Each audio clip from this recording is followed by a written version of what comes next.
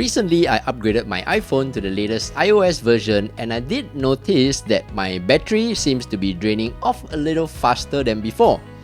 Well, this seems to be a very common issue with many users who did so, and now my power bank is my trusty partner whenever I go out, just in case the phone runs flat when I'm outside. In today's video, I share with you 9 ways on how to make sure you are getting the most power when charging your iPhone in the fastest time. Hey, what's up everyone, I'm Steph, and in this channel, I teach you quick daily tech tips that make your life a little easier. The quickest way to charge your iPhone is with a fast charger, so at least a 20-watt power adapter with a USB-C to Lightning or USB-C to USB cable for iPhone 15 and later models. An hour of charging your iPhone using a fast charger can bring your iPhone to a full charge. Well, even 10 minutes will give you an additional 10 to 15% increase in battery life. Now, Apple no longer provides power adapters when you buy a new phone, but there are many options out there on the Apple Store or Amazon that you can purchase to fast charge your iPhone. I've put some links in the description below if you are interested. The second fastest way to charge your iPhone is with Apple's MagSafe charger and a 20-watt power adapter.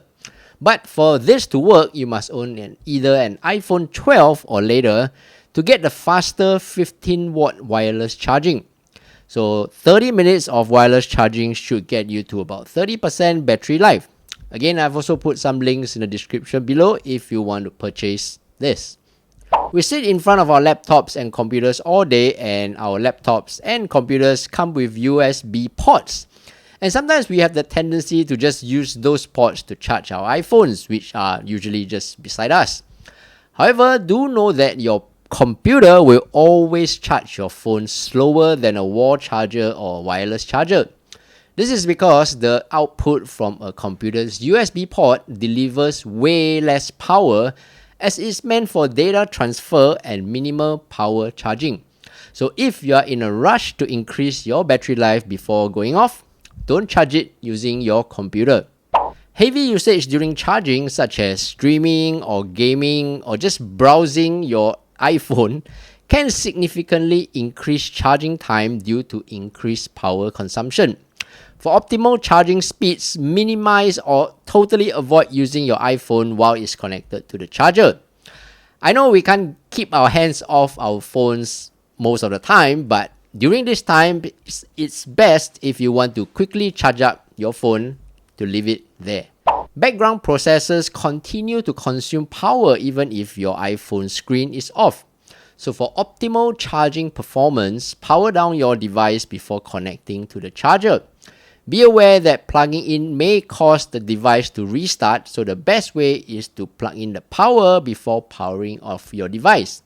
If you don't want to off your phone, you can simply use the airplane mode to disable wireless transmissions, for example, cellular, Wi-Fi, and Bluetooth. This minimizes power consumption, resulting in faster charging speeds. The other advantage of using airplane mode is that if you need to quickly check on any text messages or phone calls that you might be waiting on, you can just tap on it, wait a few seconds to see if any notifications pop up, and then turn it off again. There's a function within iPhone to enable low power mode. Turning it on will reduce battery consumption features like 5G, display brightness, auto lock, background app refresh, and automatic downloads. In dark mode, the interface uses darker colors, leading to more pixels being displayed as black. Simply to put, this means fewer pixels need to be illuminated, resulting in lower power consumption. Also, OLED screens use organic light-emitting diodes to light up individual pixels. So when displaying black color, these pixels are completely turned off. That means that no power is being used. Displays are energy-intensive components. In fact, the screen brightness is one of the most battery-consuming features of your phone. Reducing screen brightness to the minimum level during charging minimizes power consumption and optimizes charging efficiency. Well, if everything else as above mentioned fails, it could mean that your battery has degraded to a level that it does not hold charge as well as before. You can check on your battery's health by going to Settings, Battery, battery health and charging. The maximum capacity indicator shows how much your battery has degraded as compared to a brand new battery. As you can see, now my battery is less than 80% of what it was brand new. You can also go to Apple's website to get an estimate of how much replacing a battery will cost. Go to this link. An iPhone 16 Pro Max will cost roughly $119 to replace the battery. There you go. If you found today's video useful, do give it a thumbs up and subscribe for more useful videos like this. Until the next video, I'm Steph, take care and bye bye.